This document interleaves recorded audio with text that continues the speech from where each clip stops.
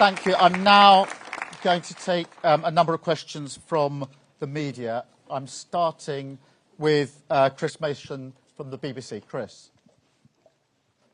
Thank you, Prime Minister. Chris Mason at BBC News. You've set out these milestones this morning. Immigration isn't one of them, but you have talked about it and it is in the document. And so people might wonder whether it's a priority or not. Thank you. There are basics in government. One of them is security and security of our borders. And they're foundational. And they must be delivered. So immigration and control of immigration must be delivered. That is a foundational principle that any government must do.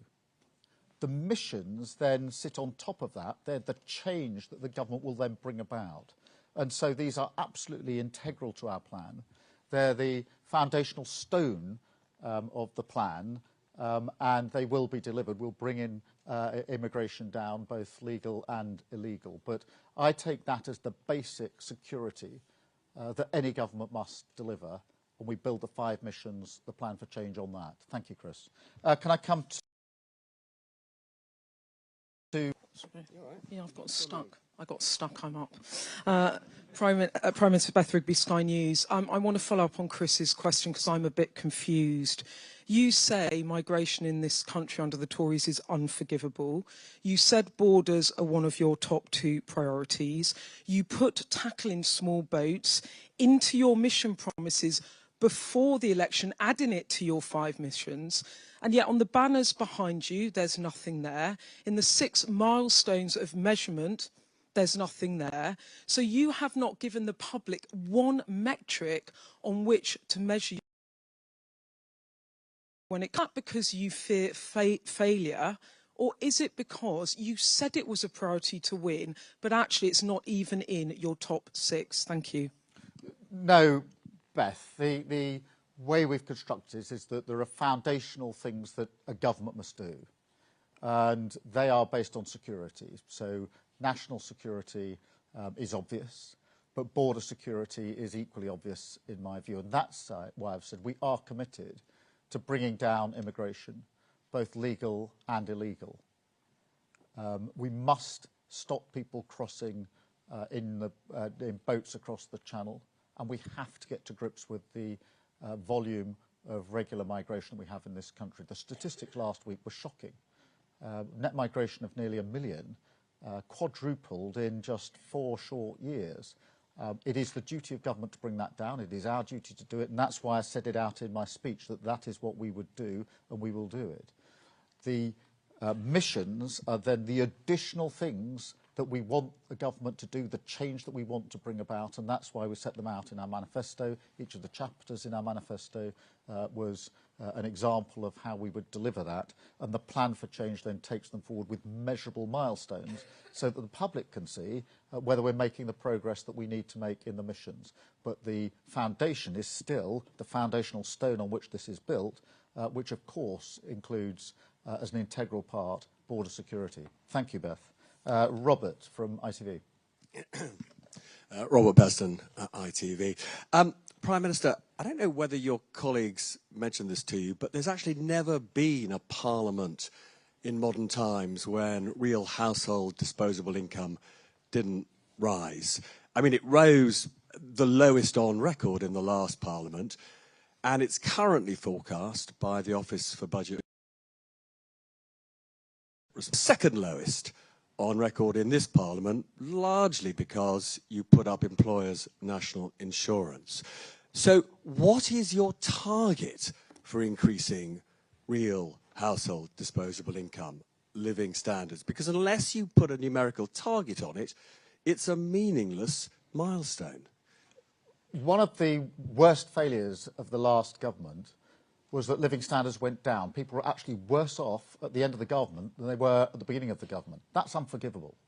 And that's what we want to turn around, to make sure people feel they're better off. There's one thing that came across in the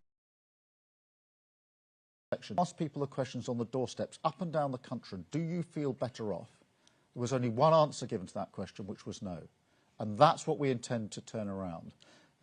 Stabilising the economy was an essential first step, because until you stabilise the economy, you can't build anything. On that, we then drive at living standards and drive them up. And people know when they're better off.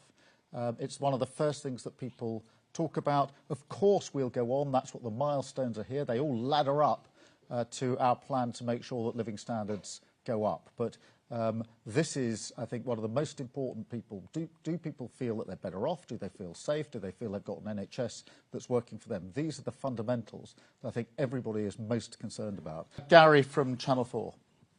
Thank you very much, Prime Minister. I'd like to follow on something that Robert Peston was asking about there, because you say people know if their income's gone up, but you're very specific in here. You're saying you want the measure used, annual average growth of household incomes. You want that measure to go up. It went up by 0.3% in the last Parliament, and it's projected by the OBR to go up by 0.5%. Do you, under your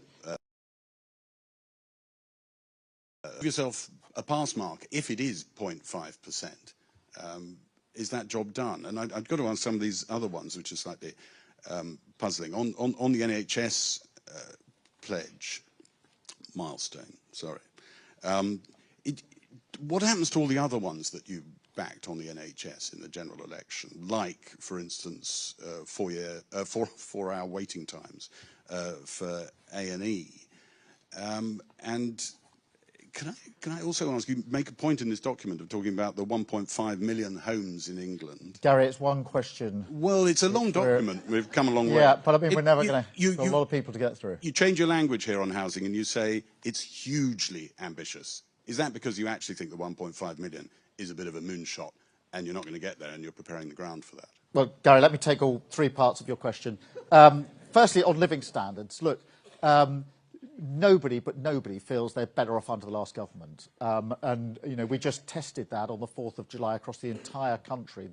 One of the main conversations on every doorstep was people saying they didn't feel better off. In fact, they felt worse off. That's what we are intending to change, and that's why we've made it one of the priorities under the plan. On the second point you make about the NHS, I want to hit, because I do not accept the proposition that because you drive to deal with waiting lists, then everything else must suffer. That is part of the thinking of the last 14 years. It's part of the reason you have managed decline, because you accept that and you accept other standards can go down. I don't accept that. And that's why we're going to drive this hard on delivery. That's why we're going to drive through reform at the same time. But the very idea that the moment you say, I'm prioritising one thing, that is permission to let go everything else, is completely wrong. It's part of the wrong thinking that we've had for years in politics, and I don't accept it for 1 minute, and it is not built into our assumptions. On the 1.5 million house, look, it is ambitious. It's huge. This hasn't been done for decades and decades. But we're going to do it. We're going to go for it. That's why we're going to take the difficult decisions. The reasons it hasn't been done is because people are too scared to take the planning decisions that were necessary. They talk the talk, but they didn't actually walk the walk. They didn't strip out the regulations that were needed, didn't get the skills in the right place. Yes, it's ambitious, and as I said candidly, it won't be met if we don't turbocharge this. But we can do this, and we're going to do this. It will be an incredible thing for so many people who need a secure roof over their head, somewhere of their own that they can own, and a massive driver of our economy. And again, I don't accept that by setting out clear priorities, somehow that's permission to either underachieve or not bother about other areas. That's part of the thinking that we intend to challenge and to change. Martin from the Express.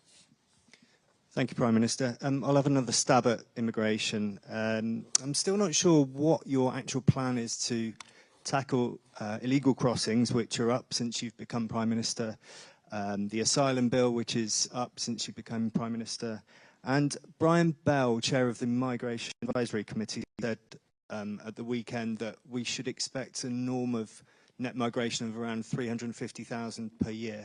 Do you agree with that? Well, the only way to tackle illegal migration is to take down the gangs that are running it. They're making a huge amount of money in order to put people on boats across the Channel. and we have to take them down. That's why we've set up the Border Security Command. That's why we've striking agreements with other countries. That's why I'm investing a lot of my time face-to-face with leaders to make sure that that law enforcement is coordinated and we have collaboration. I've done this before. I was chief prosecutor for 5 years. We had then, in my time, to deal with terrorist gangs who were also operating across borders. We had to deal with gangs that were moving drugs and guns across borders. Haven't you just done exactly the same thing? This is low-hanging fruit, isn't it? There's no migration, no living standards, totally woolly targets on NHS reform. And to quote you again, where's the thud on Whitehall's desk about the 11 million working-age people who are not in work? How can that not be a mission? And while I've got you, what's your response to the poll this morning that says half of voters, including lots of people who voted for you in July, think you're doing a bad job? Well, look, Harry, on the ambition here, 1.5 million homes is to do, if we build that, is to do something that hasn't been done for decades. That's really bold.